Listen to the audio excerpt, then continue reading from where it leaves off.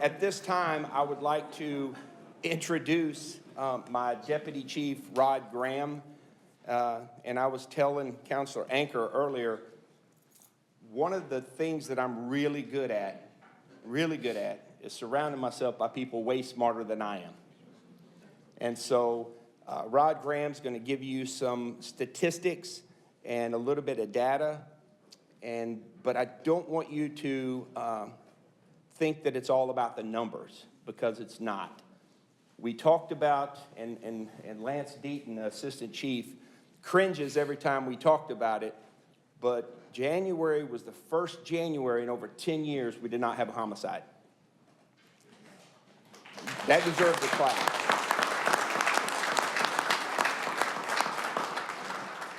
And the mayor said it, I said it, the news said it, and Lance Deaton would cringe every time. So on February 3rd, we had a homicide. So, and one's too many. But if we can keep it down to single digits this year, it'll be a great feat. You're going to see the numbers. Last year in 2025 was the lowest in probably 6-7 years. But again, one murder is too many. And we're going to continue to work at it till we get that number to 0. But Rod, could you come up and just start your presentation, please? Okay. Well, good morning, everyone. Before I get to the actual numbers, I'm going to go over some information to tell you how we were able to get to those numbers and make vast improvements within the Columbus Police Department. But as already been pointed out by Chief Mathis, my name is Roger Graham. I'm one of the Deputy Chief in the Columbus Police Department in charge of the Bureau of Administrative Services. So these are going to be the areas in which I'm going to speak on today. It's going to be recruiting efforts and retention. It's going to be on our sworn personnel staffing. It's going to be on a professional training, professional development, as well as community engagement and community policing. And again, the reason for this is to tell you where we were, where we're going, and where we predict that we'll be in the future. So, and as well as the Columbus Police Department crime stats. So looking at background and recruiting, these are some of the areas that you see up here with our recruiting efforts and strategies. You can see the streamline of the hiring and background process. You've heard the Chief Mathis in the past talk about streamlining the process. Well, now you're finna see the result of streamlining the process. The digital recruiting, what we're making reference to there is we went and decided to use Indeed, which gave us the best results out of all the platforms that we were using. It increased tremendously. That we saw a big return on that in year 2024, and I'll show you evidence of that as well as the lateral recruiting. That's recruiting from other police agencies, whether local or throughout the state, and sometime outside of the state. We have recruited now, because of Indeed, we have recruited as far west as Iowa, Seattle, as far as north. Right now, we have an individual that's in the pipeline that'll be coming from Pennsylvania. So Indeed has given us a tremendous return. Pathway, high school and college pathway. So when we talk about this is the beginning when an individual can actually come into the department early on at the earliest age. High school, those individuals are our cadets, but that's that pathway that leads from cadet to new recruit to police officer. That's very important, and that's throughout. Judge Ranieri has invited us to come out in a program that he's doing, and we anticipate recruiting some young individuals out of high school. Colleges and universities, we expanded. We started going to more different colleges and more to university for the individuals that's in the criminal justice program, which to bring them in as well. But what we get out of there is last year, it was about 6 interns that we were able to get out of Columbus State University. They start off as an intern, not sure if they want to be a police officer, came down there, fell in love with the agency, and 2 of them graduated last year from not only from college, but graduated from the police academy. Military veterans, that goes without saying, that is a big pool for us recruiting. You have individuals that's transitioning from the military and want to move into a non-military lifestyle. We open up, we go out, we recruit them, bring them on, and it's an easy transition because there is some mirroring between the two entities. Professional development, we're really excited about this. Now you've heard Chief Mathis talk about sending mid-level managers to more advanced leadership classes for future leaders. We're heavily into that. Several of us have gone to advanced or to executive level or mid-level leadership classes.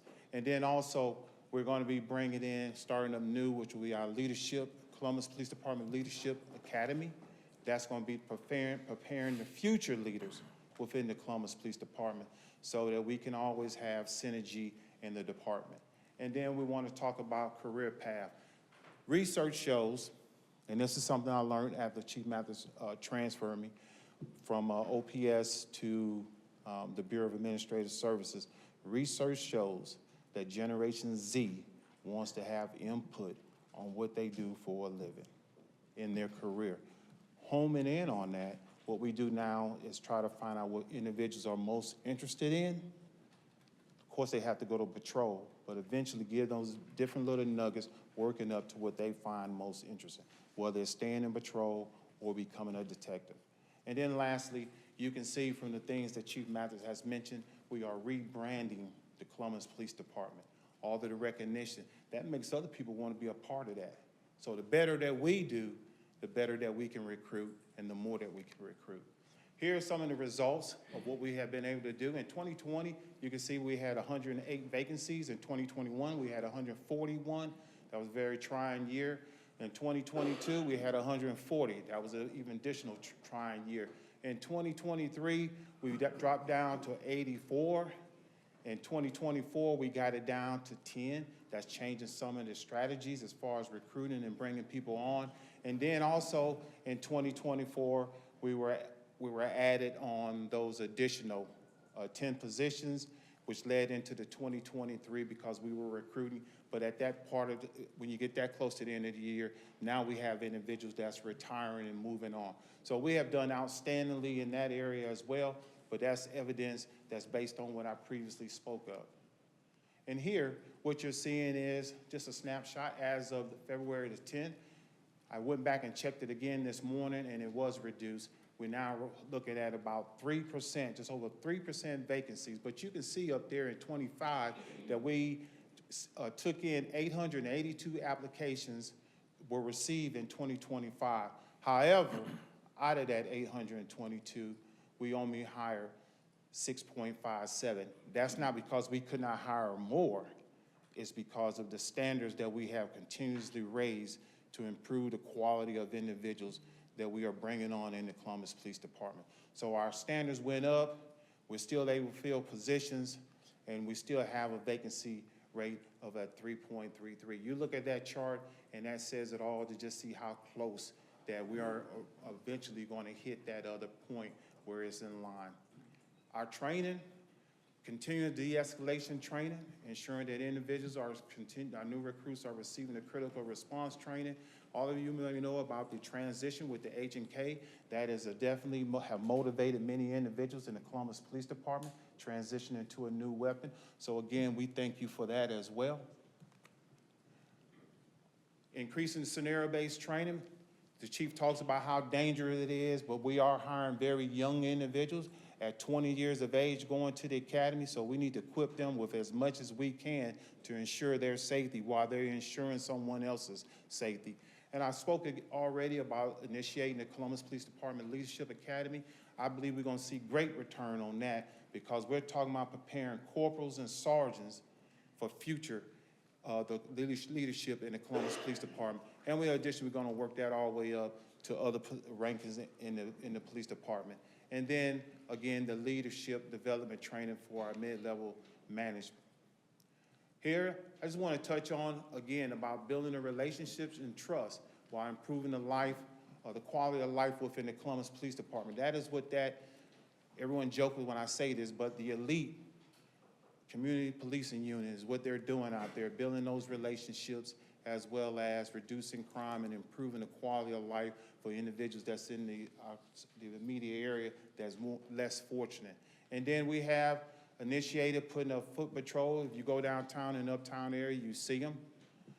And as well as we're bringing back on the bike patrol in the uptown area along the River Walk as well.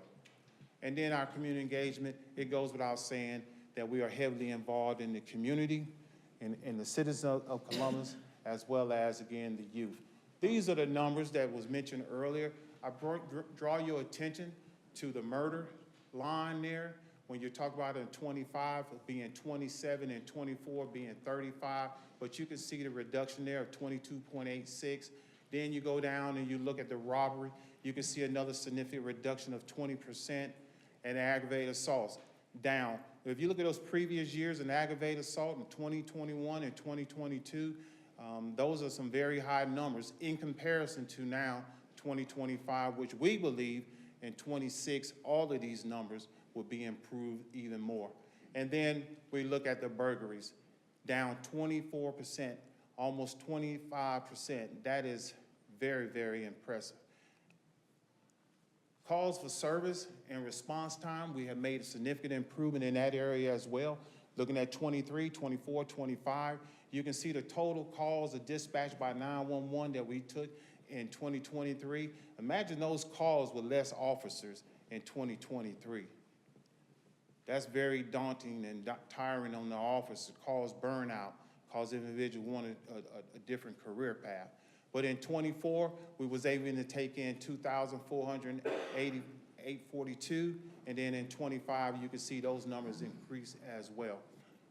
Our priority 1, 2, and 3 calls, those are the times. You can see the times, significant improvement in the times. Why you think those significant improvements in the time? Because more police officers. More police officers, more individuals have become police officers because of the different things that City Council have done to allow us to offer. So the things you enhance us with, we use that to recruit additional people and get these results. So you're talking about a priority call going from 18 minutes down to 7 minutes. That's a significant improvement, and we thank you for it. Assistant Chief. Good morning. That was the short version, so be thankful for that. One thing I would like to add about the calls, and you see on that slide, you saw where there was an increase in calls over the last 3 years. What I would tell you, and what's not up there that I think is important, is for 2025, 265,200 calls, over half of those calls were self-initiated. And that's important to know because that comes with proactive, that means we got officers out here doing proactive police work.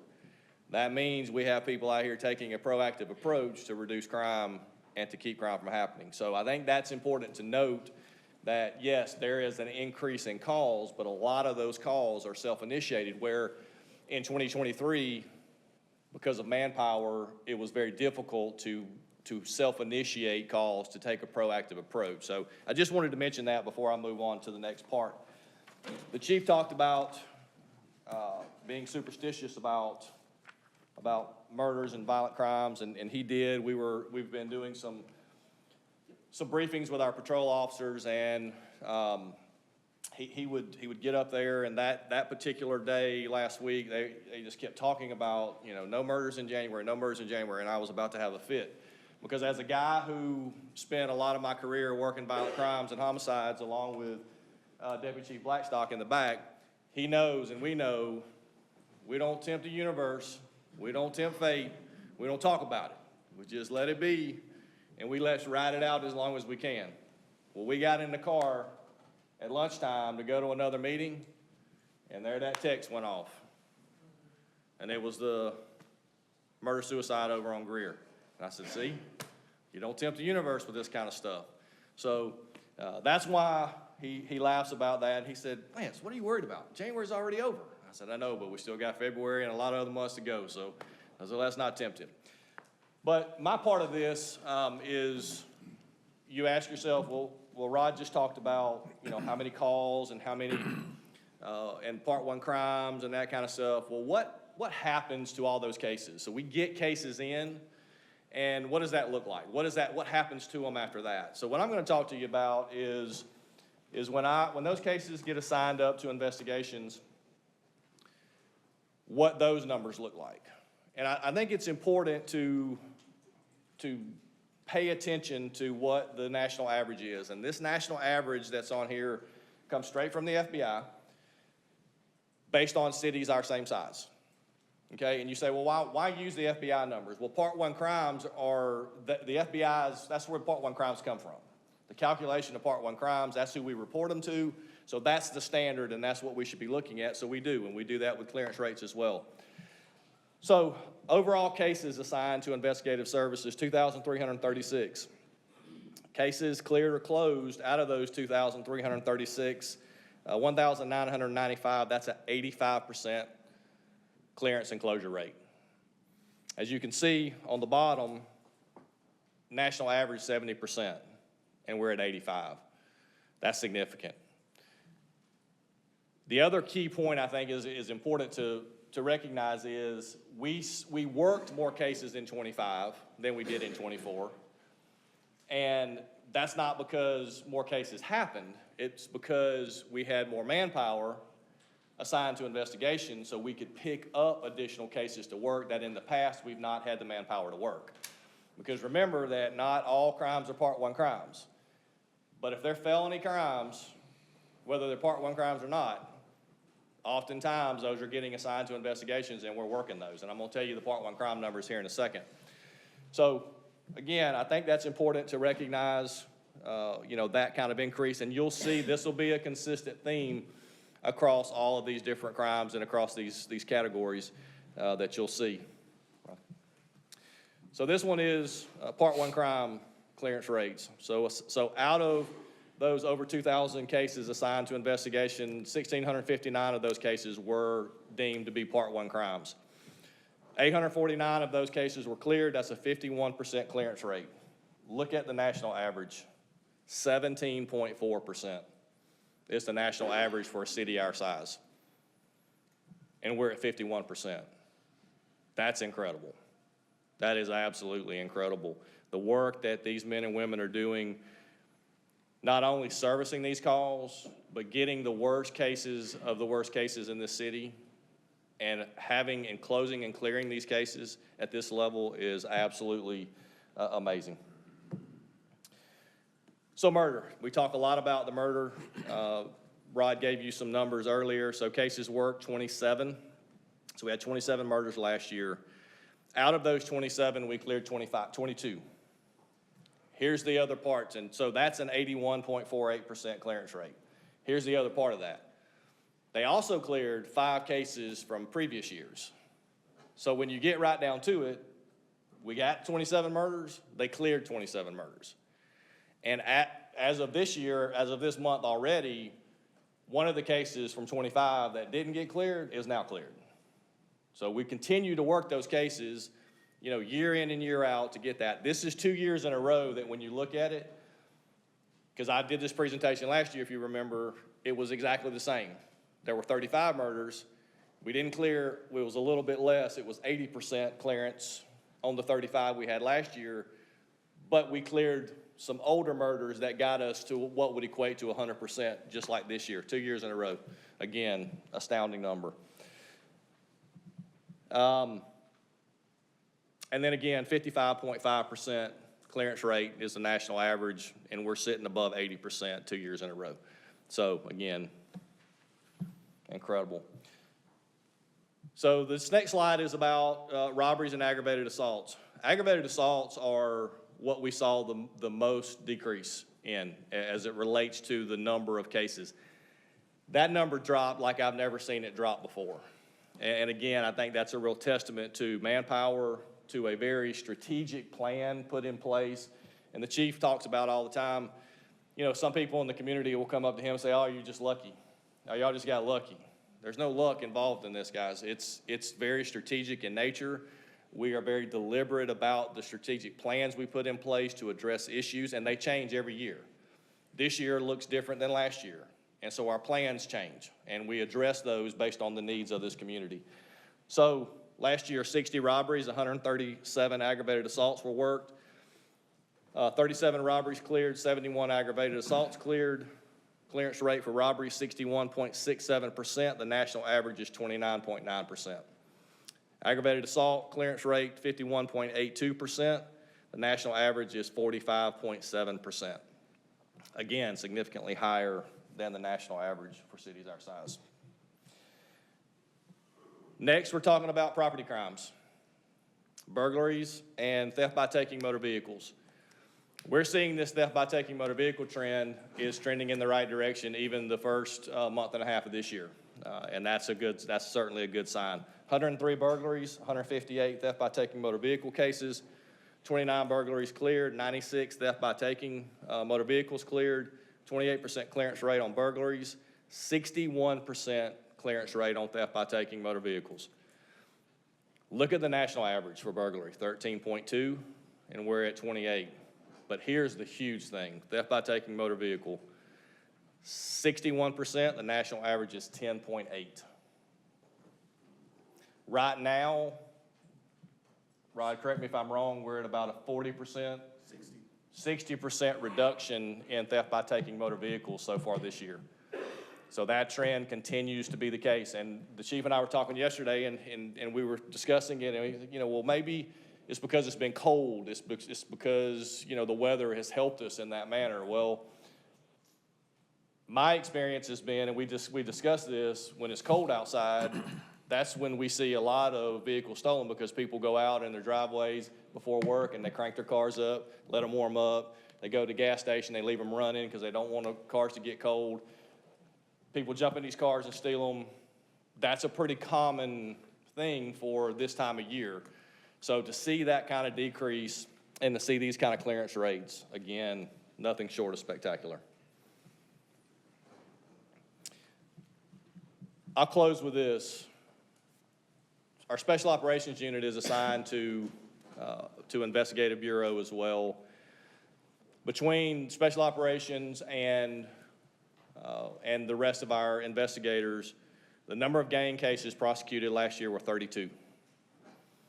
Now, that doesn't mean that's the number of gang members. That means that's the number of gang cases. And oftentimes, those gang cases have multiple defendants and co-defendants. So that's a significant number of cases. We continue to see and focus on those kind of cases. We've got very good support from our state and federal partners. We've got very good support from our district attorney's office to help us with the prosecution of these cases. And so we do believe that's having a big effect. Number of firearms recovered from investigations, 136. Now, that's not all the guns recovered by the Columbus Police Department. That's just the guns recovered from special operations and follow-up investigations. So that doesn't include all the guns that are recovered out of patrol, but 136 firearms recovered from investigative services.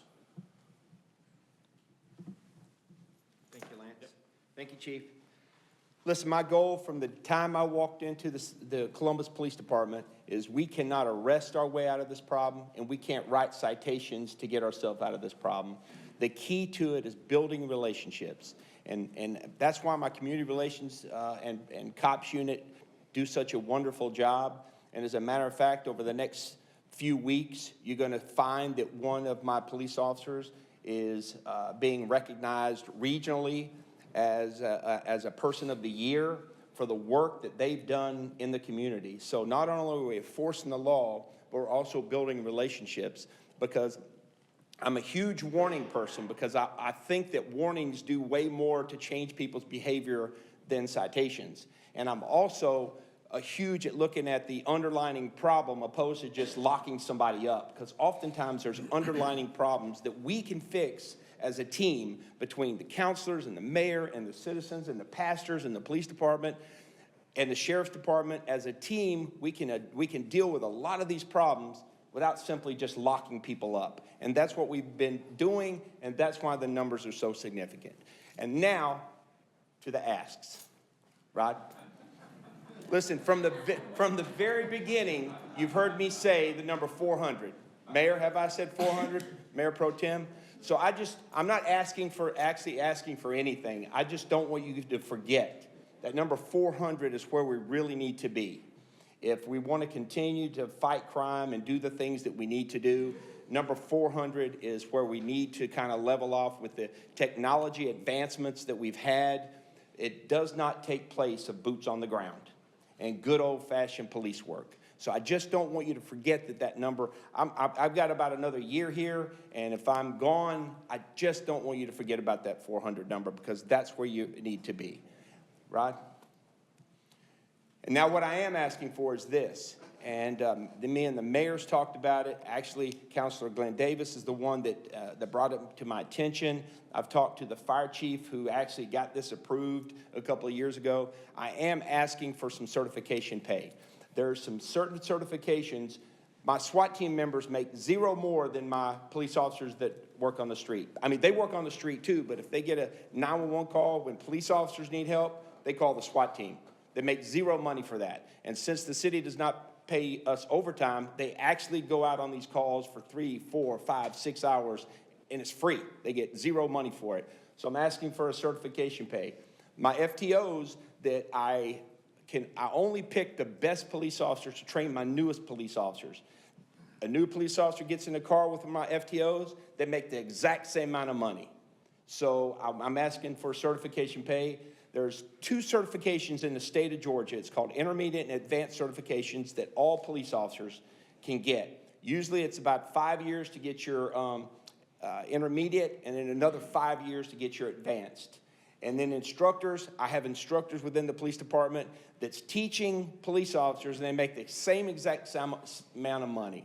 My motor units, they're out there working every day, working these fatality accidents, and I know that people don't understand, but when police officers talk about this mental and emotional awareness, that I have Assistant Chief Dan Fitzpatrick is an expert in talking to people about that. These motor officers that see 15, 20, 30 deaths a year, that has to have an impact on them, and they deserve some type of incentive pay. Also, my canine unit, they get zero more money to handle a canine, and then my forensic unit, my digital forensic unit, that we send them to thousands of dollars worth of training, but we give them, and they have to be smart to do that, and we give them no additional monies to do that. They make the same as a detective. So I am asking for that. And the way it is, it's $100 per certification, maximum 2 certifications to one individual. And I did the numbers. There's 170 certifications throughout the department. But don't let that scare you, because the max it's going to be is $22,000 a month. But there may be 10 or 12 or 15 people that have 4 or 5 of these certifications, and they're only going to get paid for 2. So the monies is actually less than that. And when we're talking about, I think the financial guy was just in here talking about how well our finances are. We're talking about $270,000 annually. That's a drop in the bucket for the city of Columbus. We're the 2nd largest city in the state of Georgia. I think we can do that. What I would like to explain is, at some point, the city of Columbus has got to lead the way, opposed to always following. And right now, LaGrange starting pay for a police officer is $62,000. Our starting pay is $50,000. Right now we're full. We're doing a great job recruiting, thanks to Rod and his recruiting team. But at some point, these police officers are going to say, $12,000 pay raise to drive 45 minutes is worth it. What we try to preach is, but you go up there and you'll be a patrol officer for 20 years. Here in the city of Columbus, there's a lot of areas to move around. And you get to experience a lot of different police,